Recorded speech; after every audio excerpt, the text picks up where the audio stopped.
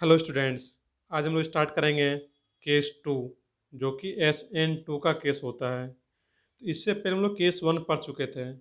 Case one का already video lecture आ चुका है, आप लोग उसको देख लेंगे। जो लोग नए हैं इस चैनल पे, तो सबसे पहले मैं डिस्क्रिप्शन में लिंक दे दिया हूँ उसका, आप उसको जाके देखें। उसके बाद ये आपको समझ में आ पाएगा। तो केस टू स्टार्ट करने से पहले जो लोग इस चैनल पे न्यू हैं, तो चैनल को सब्सक्राइब कर दें और वीडियो को लाइक कर दें और ज़्यादा से ज़्यादा शेयर करें।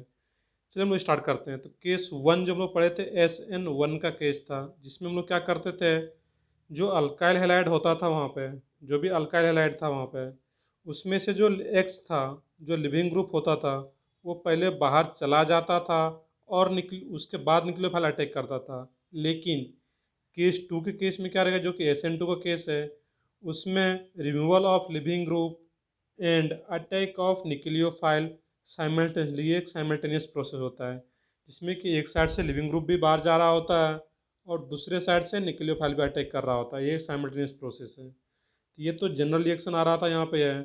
अब इसका प्रॉपर मैक्सिमम देखा जाए क्या रहेगा। ये तो जनरल रिएक्शन आ रहा था यहाँ पे है, एक्स को रिप्लेस करा न्यूक्लियोफाइल से, दैट मीन्स ये न्यूक्लियोफिलिक सब्स्टिट्यूशन।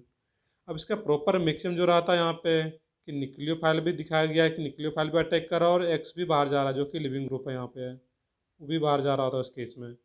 अब यहाँ पे जो कोई इंटरमीडिएट नहीं बनता यहाँ पे, ये सिंगल स्टेप प्रोसेस है। तो यहाँ पे जो एक TS बन रहा है, तो इसका मतलब है कि एक साइड से न्यूक्लियोफाइल अटैक कर रहा है और दूसरे साइड से जो लिविंग ग्रुप है वो बाहर जा रहा है। उसी को यहाँ पे डॉट लाइन से बाहर जाता हुआ दिखाया गया इस केस में, और न्यूक्लियोफाइल को ऐड करता हुआ दिखाया गया यहाँ पे। और जो डॉट लाइन से अगर दिखाया जाए किसी भी रिएक्शन में यहाँ पे, तो उसको हम लोग क्या बोलते हैं वहाँ पे, ट्रांजिशन स्टेट। ये इसका मतलब क्या रहेगा बच्चों यहाँ पे, ट्रांजिशन स्टेट। अब इसमें होता है क्या यहाँ पे, तो RCH2NU बन गया और X माइनस फाइनली बाहर चला गया एज ए लिविंग ग्रुप यहाँ पे है।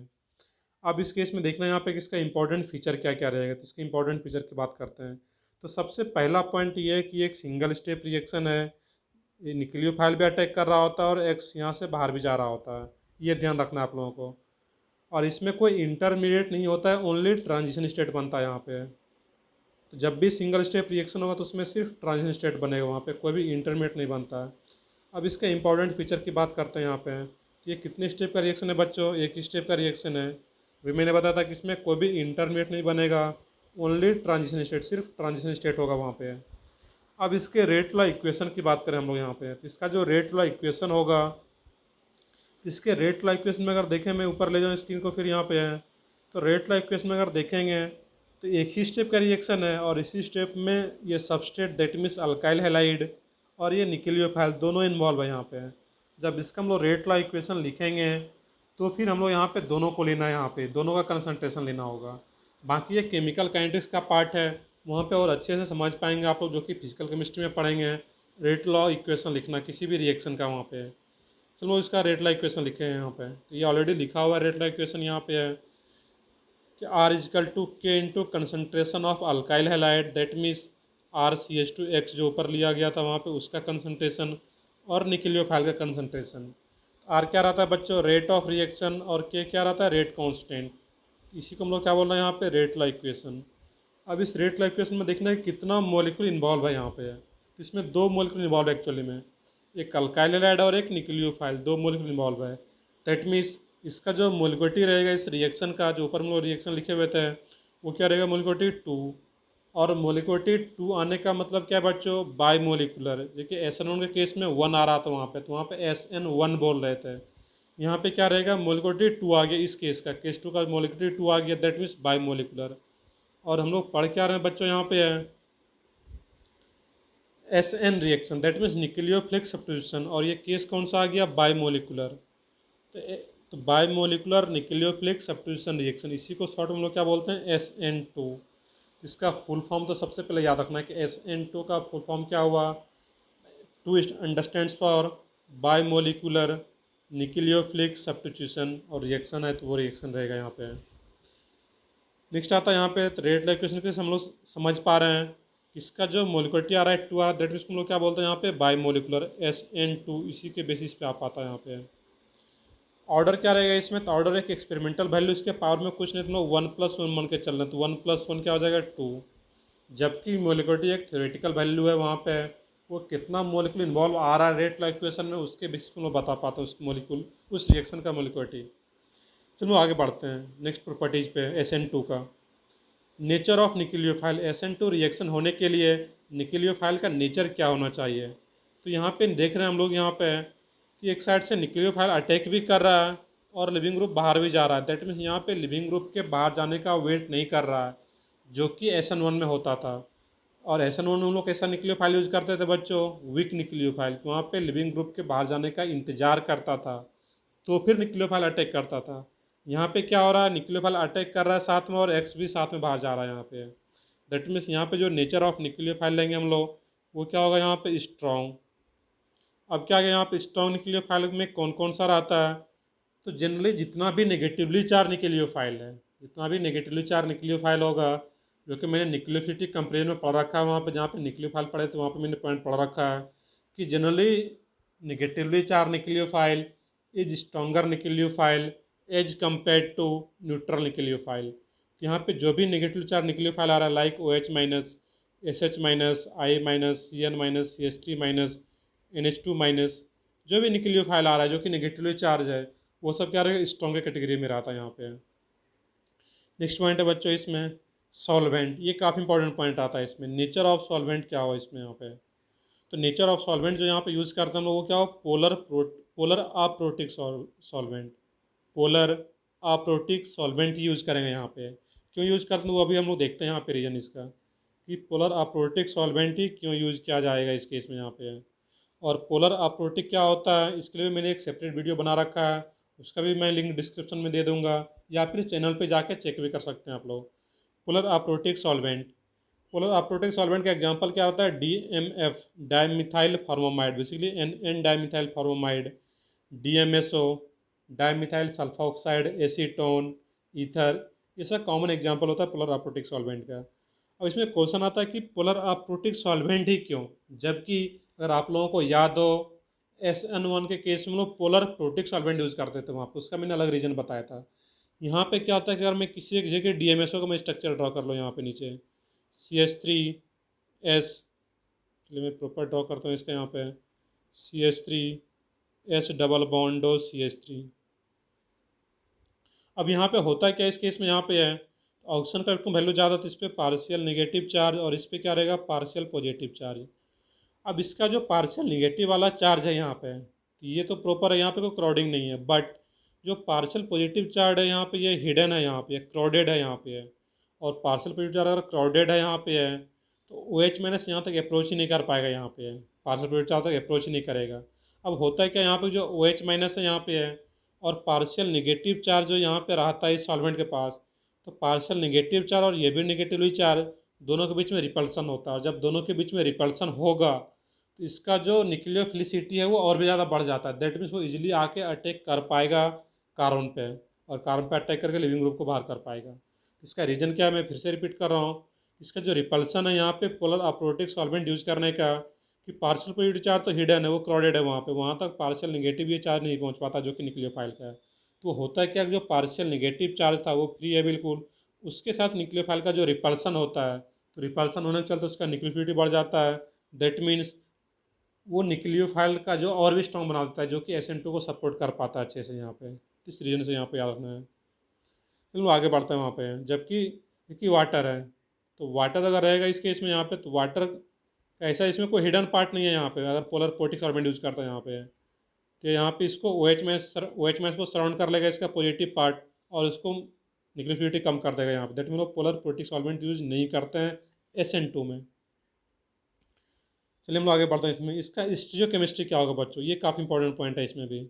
इसका जो स्टीरियोकेमिस्ट्री डिसाइड करते हैं वो कैसे डिसाइड करेंगे लोग यहाँ पे। तो अगर याद हो आप लोगों को SN1 में क्या होता था बच्चों, बैक साइड अटैक और front side attack, that means inversion product और रिटर्नेशन प्रोडक्ट दोनों बनता था वहाँ पे। हम लोग 50-50 मान के चलते थे, इन्वर्जन 52% बनता था। अब इसका जो स्टीरियोकेमिस्ट्री है यहाँ पे है 100% इन्वर्जन, और वेल्डन एक साइंटिस्ट है उसके नाम पे दिया गया है 100% वेल्डन इन्वर्जन प्रोडक्ट वही बनता है यहाँ पे। That means back side attack ही होता है। अब बैक साइड अटैक ही क्यों होता है इसमें, तो उसका भी रीज़न जानना है यहाँ पे बच्चों हम लोगों को, कि बैक साइड अटैक इसलिए होगा यहाँ पे कि जो न्यूक्लियोफाइल है, अगर एक्स माइनस यहाँ से बाहर जा रहा है इस साइड से, तो जैसे एक्स माइनस ये बॉन्ड ब्रेक होगा तो एक्स पे पार्शियल नेगेटिव चार्ज डेवलप होगा और इसके पास भी नेगेटिव चार्ज है पहले से, तो दोनों के बीच में रिपल्सन होगा। और जब दोनों के बीच में अगर रिपल्सन हो रहा है तो जिस साइड से लिविंग ग्रुप बाहर जा रहा है उसी साइड से न्यूक्लियोफाइल ऐड नहीं हो सकता है, because of repulsion between nucleophile and leaving group. तो फिर क्या करेंगे हम लोग यहाँ पे, तो अब क्या होता है एक्चुअली में यहाँ पे ये न्यूक्लियोफाइल जो है यहाँ पे ये बैक साइड से अटैक करता है यहाँ पे, और इस साइड से अटैक कर रहा है न्यूक्लियोफाइल, और इस साइड से लिविंग ग्रुप यहाँ से जो हेलोजन है वो बाहर चला जा रहा है हेलोजन यहाँ पे। अब होता है क्या इस केस में, यहाँ पे CR1 इसको मैं एडजस्ट कर देता हूँ यहाँ पे, ये क्या हो जाएगा इसमें R2 विच पे दिखाया गया बेसिकली इसके बच्चों यहाँ पे, ये H इधर आ जाएगा यहाँ पे, और इधर क्या रहेगा यहाँ पे आपका न्यूक्लियोफाइल आ जाएगा यहाँ पे। तो ये क्या रहता है इसमें 100% इन्वर्जन प्रोडक्ट। और रीजन मैंने बताया कि इन्वर्जन ही क्यों बनता है, रिटेंशन क्यों नहीं बनता है। रिटेंशन इसलिए नहीं बनता है कि जिस साइड से लिविंग ग्रुप बाहर जा रहा है उसी साइड से न्यूक्लियोफाइल कभी भी अप्रोच नहीं कर पाएगा। क्यों नहीं कर पाएगा यहाँ पे है, क्योंकि जैसे न्यूक्लियोफाइल यहाँ पे अटैक करने के लिए आएगा तो दोनों के बीच में रिपल्सन स्टार्ट हो जाए, दैट मीन्स ये पॉसिबल नहीं है यहाँ पे। तो ये पॉइंट याद रखना था। नेक्स्ट प्रॉपर्टी है इसका एनर्जी प्रोफाइल डायग्राम। अब इसके एनर्जी प्रोफाइल डायग्राम की बात करें हम लोग यहाँ पे है, तो ये सिंगल स्टेप रिएक्शन है, यहाँ से रिएक्शन स्टार्ट हो रहा है और यहाँ पे तो एनर्जी रिएक्शन को प्रोवाइड करने के लिए एनर्जी देना पड़ रहा है यहाँ पे है। तो यहाँ पे जैसे फाइनली यहाँ पे आ रहा है तो ये नेगेटिव में आया, तो ओवरऑल ये एक्जोथर्मिक है यहाँ पे है, और एक्जोथर्मिक आ रहा था, ये रिएक्शन खुद ब खुद होता है ओवरऑल। ये रिएक्शन बस यहाँ पे हम लोग दिखा रहे हैं कि ये रिएक्शन एनर्जी जो पहले बढ़ रहा होगा उसके बाद फिर कम ना शुरू होता है और फाइनली ये और भी कम हो जाता है। तो ओवरऑल ये एक्जोथर्मिक है। तो जब भी सिंगल स्टेप रिएक्शन होगा तो उसमें सिर्फ एक ही कर्व होगा यहाँ पे है, तो इसमें इस टाइप का जो कि SN में बनता था इस टाइप का नहीं दिखाना यहाँ पे है, इंटरमीडिएट इसमें कोई नहीं है यहाँ पे है, तो ये नहीं रहेगा इस टाइप का। तो जब भी सिंगल स्टेप रिएक्शन है तो इसी टाइप का एनर्जी प्रोफाइल डायग्राम आता है, यहाँ से रिएक्शन स्टार्ट हुआ इन ट्रांजिशन स्टेट और ये फाइनल प्रोडक्ट। चलो आगे बढ़ते हैं इसमें नेक्स्ट प्रॉपर्टीज में। नेक्स्ट प्रॉपर्टी है इसमें reactivity in terms of leaving group के टर्म्स में रिएक्टिविटी। तो हम लोग यहाँ पे जो हेलोजन को बाहर कर रहे थे, यहाँ पे डिफरेंट हेलोजन हो, RI हो, RBr हो, RCl हो और RF हो, तो यहाँ पे कौन सा लिविंग ग्रुप बिजली बाहर जा पाएगा, जो लिविंग ग्रुप बिजली बाहर जाएगा उसी का रेट ज़्यादा होगा। तो हम लोग ऑलरेडी पढ़ चुके हैं लिविंग ग्रुप एबिलिटी कैसे डिसाइड करते हैं यहाँ पे है। तो लिविंग ग्रुप एबिलिटी के लिए मैं रिवाइज करा दूँ कि जो वीकर बेस होता था वो ऑलवेज बेटर लिविंग ग्रुप होता था। तो यहाँ पे हम लोग पढ़ चुके थे कि I- एक बेटर लिविंग ग्रुप है, then Br-, then Cl-, then F-। That means इसका जो रेट होगा RI का सबसे ज़्यादा होगा, then RBr, then RCl, then RF towards SN2 reaction. इसको याद रखना था यहाँ पे। नेक्स्ट है इसमें rate of SN2 reaction based upon structure given होगा वहाँ पे सबस्ट्रेट का स्ट्रक्चर, तो उसमें कैसे डिसाइड करते हैं हम लोग SN2 का रेट। तो SN2 का जो रेट हम लोग डिसाइड करेंगे यहाँ पे है rate of SN2 reaction inversely proportional to steric crowding around carbon to which या एट विच न्यूक्लियोफाइल अटैक, जिस पे न्यूक्लियोफाइल अटैक कर रहा है या फिर जिस कार्बन एटम से लिविंग ग्रुप कनेक्टेड है वहाँ पे है, तो वो हम लोग उसके अराउंड क्राउडिंग जहाँ पे कम होगा उसका रेट ज़्यादा होगा। तो SN2 रिएक्शन में मेनली एक ही पॉइंट ये याद रखना था यहाँ पे है कि जहाँ पे क्राउडिंग कम होगा, जहाँ पे कम स्टेरिक हिंड्रेंस होगा उसका रेट क्या होगा, ज़्यादा होगा। यहाँ पे मैं फिर से रिपीट करता हूँ SN2 रिएक्शन का रेट कैसे डिटरमाइन करते हैं हम लोग वहाँ पे, तो जिस कार्बन से लिविंग ग्रुप कनेक्टेड है और उस कार्बन के अराउंड स्टेरिक हिंड्रेंस कम हो वहाँ पे है या स्टेरिक क्राउडिंग कम होगा उसका रेट ज़्यादा होगा, क्योंकि वहाँ पे इजीली न्यूक्लियोफाइल अटैक कर पाएगा, वहाँ पे कोई भी क्राउडिंग फील नहीं करेगा न्यूक्लियोफाइल, वहाँ पे कोई स्टेरिक हिंड्रेंस नहीं हो पाएगा। ये एक इंपॉर्टेंट पॉइंट था जो कि हमेशा याद रखना है बच्चों। ये पॉइंट इतना ज़्यादा इंपॉर्टेंट है कि एक दिन का आप खाना भूल जाएंगे तो वो चलेगा, बट ये पॉइंट याद रखना है आप लोगों को। चलो मैं आगे बढ़ता हूँ इसमें। यहाँ पे CH3Cl कुछ एग्जांपल समझते हैं रेट ऑफ SN2 पे। CH3Cl, CH3CH2Cl, CH3CH3CH3, isopropyl chloride, tertiary butyl chloride, ethyl chloride और मिथाइल क्लोराइड, इस चारों में रेट कंपेयर करना है कि रेट ऑफ SN2 रिएक्शन। तो यहाँ पे देखना है कि जिस कार्बन से यहाँ पे क्लोरीन दैट मीन्स हेलोजन लगा हुआ है उस कार्बन की क्राउडिंग कहाँ पे कम है, तो सबसे कम क्राउडिंग फर्स्ट में, दैट मीन्स उसका रेट भी ज़्यादा, देन सेकंड में क्राउडिंग कम है तो उसका रेट उसके बाद, थर्ड में क्राउडिंग और बढ़ते जा रहा है तो उसका रेट भी कम होता जा रहा है, फोर्थ में सबसे ज़्यादा क्राउडिंग इस कार्बन के अराउंड, दैट मीन्स वहाँ पे न्यूक्लियोफाइल बिल्कुल भी अप्रोच नहीं कर पाएगा। तो यहाँ पे SN2 ना हो के यहाँ पे SN1 को ये ज़्यादा फेवर करता है, वो आगे हम लोग कंपेयर करेंगे। बट SN2 का कंपेरिजन पूछा जा रहा है तो यहाँ पे इसका रेट बिल्कुल कम हो जाता है इस केस में, इसको याद रखना था बच्चों। और ये क्वेश्चन कई बार नीट में मेंस में पूछते रहता है इस टाइप का क्वेश्चन। चलिए आगे बढ़ते हम लोग यहाँ पे। नेक्स्ट क्वेश्चन है यहाँ पे सेकंड क्वेश्चन। इसमें यहाँ पे बताना है कि रेट ऑफ SN2 का रेट बताना है इस केस में। तो यहाँ पे देखना है क्राउडिंग तो ऑलमोस्ट सेम है, बहुत ज़्यादा क्राउडिंग का डिफरेंट फैक्टर काम नहीं कर रहा है यहाँ पे। तो यहाँ पे क्या रहेगा, यहाँ पे आके अटैक करना है न्यूक्लियोफाइल को और इसमें यहाँ पे आके अटैक करना है न्यूक्लियोफाइल को।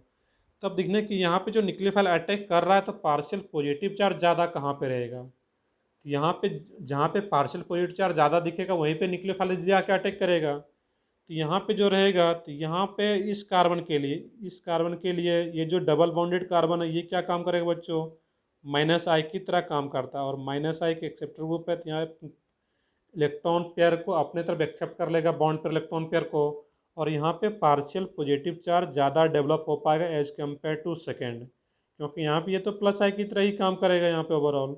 दैट मीन्स यहाँ पे पार्शियल पॉजिटिव चार्ज डेवलप नहीं हो पाएगा, और पार्शियल पॉजिटिव चार्ज डेवलप नहीं हो पाएगा तो उसका रेट और कम हो जाएगा SN2 के टुवर्ड्स।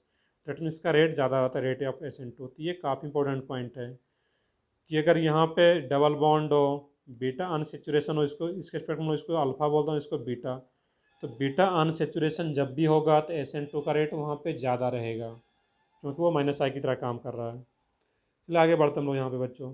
नेक्स्ट एक क्वेश्चन है यहाँ पे जो कि JEE एडवांस 2013 का पूछा हुआ क्वेश्चन है, वो रेट ऑफ SN2 का।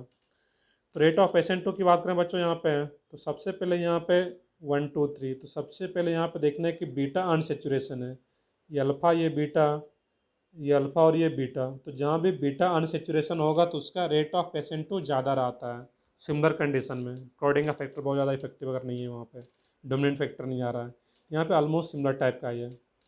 अब इस केस में यहाँ पे कंपेयर करेंगे हम लोग, यहाँ पे है कि इसमें भी आ रहा है बीटा कार्बन बीटा अनसेचुरेशन, इसमें भी बीटा अनसेचुरेशन, बेसिकली अनसेचुरेट नहीं है, ये डबल बॉन्ड आ रहा है इस केस में। तो यहाँ पे ये क्या आ रहा है इस केस में, यहाँ पे ये भी माइनस आई की तरह काम कर रहा है बच्चों, और ये भी माइनस आई की तरह काम करेगा इस कार्बन के लिए। और यहाँ पे C डबल बॉन्ड O का माइनस आई नेचर ज़्यादा होता है C डबल बॉन्ड C के। दैट मीन्स ये ज़्यादा पार्शियल पॉजिटिव चार्ज डेवलप कर पाएगा यहाँ पे और ज़्यादा इजली न्यूक्लियोफाइल अटैक कर पाएगा, तो उसका रेट सबसे ज़्यादा रहेगा यहाँ पे। तो थर्ड का सबसे ज़्यादा, देन सेकेंड, और यहाँ पे कोई बीटा अनसेचुरेशन टाइप से नहीं आ रहा, कोई माइनस आई ग्रुप नहीं है वहाँ पे, दैट मीन्स उसका रेट सबसे कम। तो 2 और 3 में कैसे डिसाइड कर पा रहे हैं बच्चों यहाँ पे, तो 2 में जो C double bond O group है उसका माइनस साइज ज़्यादा होता है C डबल बॉन्ड C से। दैट मीन्स वो ज़्यादा पार्शियल पॉजिटिव चार्ज डेवलप कर पाएगा यहाँ पे, इसके चलते उसका रेट ज़्यादा होगा। चलिए क्वेश्चन और भी करते हैं बच्चों हम लोग। नीट 2016 का आया हुआ क्वेश्चन है, काफ़ी सिंपल सा क्वेश्चन है यहाँ पे। इस क्वेश्चन में देखना है कि यहाँ पे कंसिडर द रिएक्शन, एक रिएक्शन दिया हुआ था CH3 CH2 CH2 Br NaCN। This reaction will be fastest, किस रिएक्शन कंडीशन में रिएक्शन फास्ट हो पाएगा। तो यहाँ पे सॉल्वेंट क्या यूज़ किया जाए इस केस में।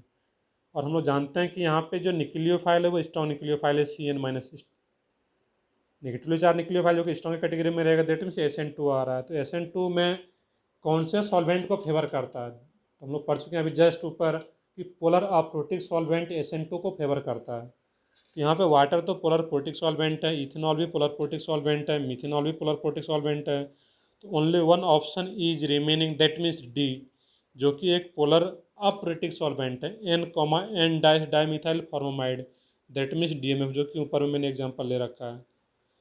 तो यहाँ पे आंसर क्या आ जाता है बच्चों, D, DMF, जो कि एक पोलर अप्रोटिक सॉल्वेंट है। इसमें ये रिएक्शन फास्टेस्ट हुआ क्योंकि ये SN2 को रिप्रेजेंट कर रहा है, क्राउडिंग भी कम है यहाँ पे, SN2 को बताया गया है। और SN2 को कौन फेवर करता है, polar aprotic solvent, that means DMF यहाँ पे रहेगा ऑप्शन। चलो आगे बढ़ते हैं, कुछ रिएक्शन देखते हैं यहाँ पे हम लोग। तो रिएक्शन की बात करें यहाँ पे हम लोग, तो यहाँ पे सबसे पहले कुछ रिएक्शन हो CH3 CH2 Cl NaI acetone, I minus यहाँ से Na प्लस और I माइनस, तो I माइनस एक स्ट्रॉन्ग न्यूक्लियोफाइल और एसीटोन पोलर अप्रोटिक सॉल्वेंट है, जिससे कि क्लियर हो रहा है कि यहाँ पे कौन सा रिएक्शन होगा बच्चों, SN2। और जब SN2 होता है तो ये सिंगल स्टेप रिएक्शन है, इसमें कोई भी रीअरेंजमेंट नहीं होगा, ये भी एक इंपॉर्टेंट पॉइंट है। जब भी SN2 रिएक्शन लोग करा रहे होंगे वहाँ पे कोई भी रीअरेंजमेंट नहीं होता है, जबकि SN1 में क्या होता था, कार्बोकेटाइन रीअरेंजमेंट होता था। तो यहाँ पे कोई भी रीअरेंजमेंट नहीं कराएंगे, तो सिंपली क्या करेंगे, I माइनस न्यूक्लियोफाइल वो आके अटैक करेगा इस कार्बन पे और यहाँ से लिविंग ग्रुप बाहर चला जाएगा ये। ये क्या बन जाएगा final product CH3CH2I ethyl iodide plus NaCl बन जाता है, वो तो बाय प्रोडक्ट बनेगा यहाँ पे।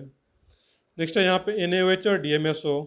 यहाँ से OH माइनस न्यूक्लियोफाइल है और DMSO एक पोलर अपोरेटिक सॉल्वेंट है, जो कि दोनों स्ट्रॉन्ग न्यूक्लियोफाइल भी है, पोलर अपोरेटिक सॉल्वेंट भी है, जो कि SN2 को फेवर कर रहा है यहाँ पे भी। और SN2 हो रहा है, दैट मीन्स ये OH में जैसे आके अटैक करेगा ये लिविंग ग्रुप बाहर जाएगा हर कंडीशन, हर केस में यहाँ पे। ये क्या बन जाता है CH3CH2OH प्लस NaCl। तो यहाँ पे क्या बच जाएगा बच्चों, इथाइल अल्कोहल। नेक्स्ट है इसमें CH3ONa स्ट्रॉन्ग न्यूक्लियोफाइल है और पोलर अप्रोटिक सॉल्वेंट है DMF। तो यहाँ भी क्या बन जाता है, तो यहाँ पे O माइनस आके अटैक करेगा और ये क्या बन जाता है यहाँ पे CH3CH2OCH3 मिथॉक्सी इथेन, ये प्रोडक्ट बन जाता है यहाँ पे ईथर, इथाइल मिथाइल ईथर बन जाता है यहाँ पे। नेक्स्ट है बच्चों यहाँ पे NaSH और DMA di methyl acetamide, NN di methyl acetamide, ये भी एक पोलर अप्रोटिक सॉल्वेंट है और Na प्लस और SH माइनस, जो कि SH में से एक स्ट्रॉन्ग न्यूक्लियोफाइल है। तो यहाँ पे भी क्या प्रोडक्ट बन जाता है CH3CH2SH थायो अल्कोहल। नेक्स्ट है Na प्लस और Cn माइनस, कुछ नहीं भी सॉल्वेंट दिया हुआ है, प्राइमरी हेलाइड है और स्ट्रॉन्ग न्यूक्लियोफाइल है, तो ये क्या शो करेगा बच्चों SN2। तो यहाँ पे क्या बन जाता है product CH3CH2CN cyanide ethyl cyanide plus NaCl। ये तो NaCl इनऑर्गेनिक प्रोडक्ट है, वो तो हर केस में बनना ही बनना है। चलो हम लोग आगे बढ़ते हैं, NaCl तक हम लोग कर चुके थे इसमें। नेक्स्ट है यहाँ पे CH3COO माइनस Na। तो यहाँ पे O माइनस भी स्ट्रॉन्ग न्यूक्लियोफाइल है बच्चों, यहाँ पे है तो सॉल्वेंट नहीं भी दिया तो लेकिन स्ट्रॉन्ग न्यूक्लियोफाइल है और प्राइमरी हेलाइड है, दैट इज वहाँ पे SN2 होगा। और यहाँ पे क्या बन जाता है product CH3CH2O C double bond O CH3 ester बन जाता है यहाँ पे। नेक्स्ट है यहाँ पे न्यूट्रल भी है बट इसका न्यूक्लियोफिलिटी ज़्यादा, इस केस में 83N है यहाँ पे, तो इसमें क्या बन जाता है product CH3CH2NCH3CH3 plus Cl minus बन जाता है। नेक्स्ट है बच्चों CH3 ट्वाइस CuLi। यहाँ पे देखने की कॉपर का ऑक्सीडेशन स्टेट +1, लिथियम का हमेशा +1 रहता है, तो एक CH3 पे क्या चार्ज आ जाएगा यहाँ पे CH3 माइनस। तो ओवरऑल न्यूट्रल है तो CH3 माइनस इंटू टू, तो -1 इंटू टू -2, और इस पर +1 और इस पर +1 तो +2। तो यहाँ पे जो अपने काम का चीज़ मिलेगा वो क्या मिलना है बच्चों, यहाँ पे CH3 माइनस जो कि न्यूक्लियोफाइल मिलेगा ये, और यही CH3 माइनस जो ऊपर में सबस्ट्रेट था मैं यहाँ पे लिख लेता हूँ CH3CH2Cl, ये जैसे इस पर अटैक करेगा Cl माइनस बाहर चला जाएगा CuLi के साथ। ये यहाँ पे क्या बन जाता है बच्चों CH3CH2CH3, ये अल्केन का प्रिपरेशन हो जाता है यहाँ पे। नेक्स्ट है बच्चों यहाँ पे CH3MgBr, इसको हम लोग बोलते हैं Grignard reagent, GR Grignard reagent, जो कि आगे हम लोग डिटेल में पढ़ेंगे, आगे आएगा वो।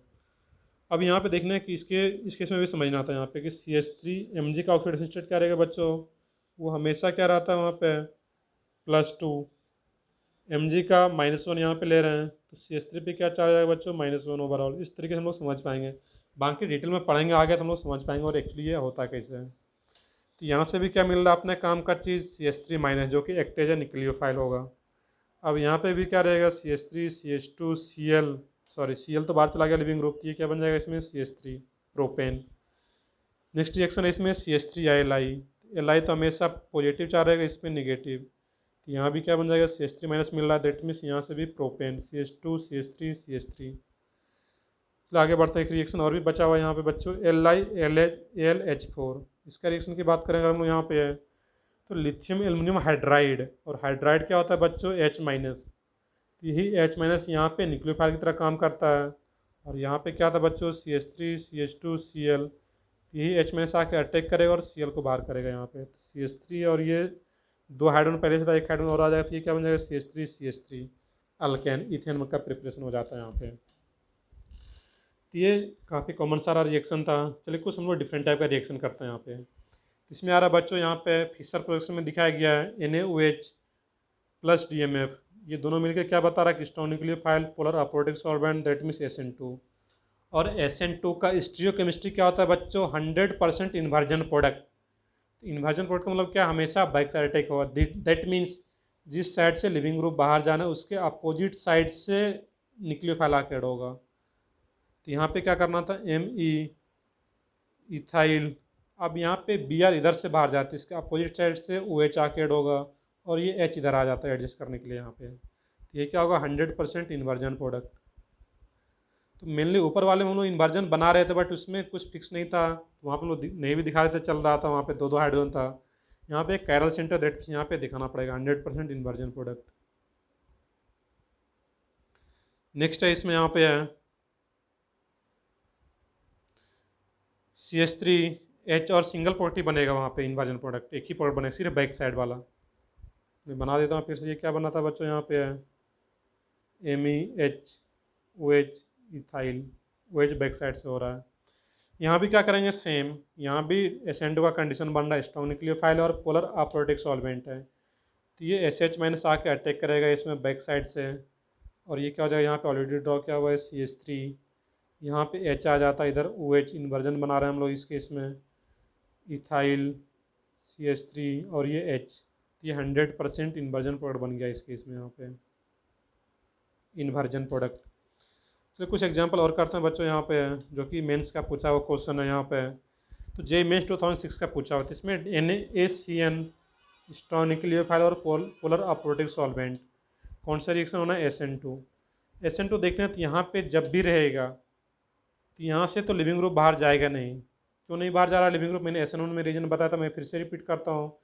इसका जो लोन पेयर होता है ये डबल बॉन्ड के साथ कंजुगेशन में होता है, रेजोनेंस में होता है, जिसके चलते यहाँ पे डबल बॉन्ड करेक्टर डेवलप हो जाएगा, और डबल बॉन्ड करेक्टर डेवलप हो गया तो यहाँ पे एज ए लिविंग ग्रुप ये बाहर नहीं जा पाएगा कभी भी। यहाँ पे SN1 SN2 नहीं होता है। तो यार अगर कोई भी आयोडीन बेंजीन से डायरेक्टली कनेक्टेड है तो वहाँ पे कोई भी SN1 या SN2 नहीं हो पाएगा। तो फिर होगा क्या, तो यही CN में से एक ही ऑप्शन बच जाता है, तो इस बेंजाइलिक कार्बन पे आकर अटैक करेगा, Cl को बाहर करेगा, और फाइनल प्रोडक्ट क्या बन जाता है बच्चों, यहाँ पे है आयोडीन तो एज रह जाता है यहाँ पे, और ये क्या रहेगा इसमें CH2CN, ये बन जाता है यहाँ पे, ये फाइनल प्रोडक्ट। काफ़ी आसान सा क्वेश्चन था। चलो आगे बढ़ता है यहाँ पे। तो NaSH DMSO, ये भी स्ट्रॉन्ग न्यूक्लियोफाइल SH माइनस और DMSO पोलर अप्रोटिक सॉल्वेंट।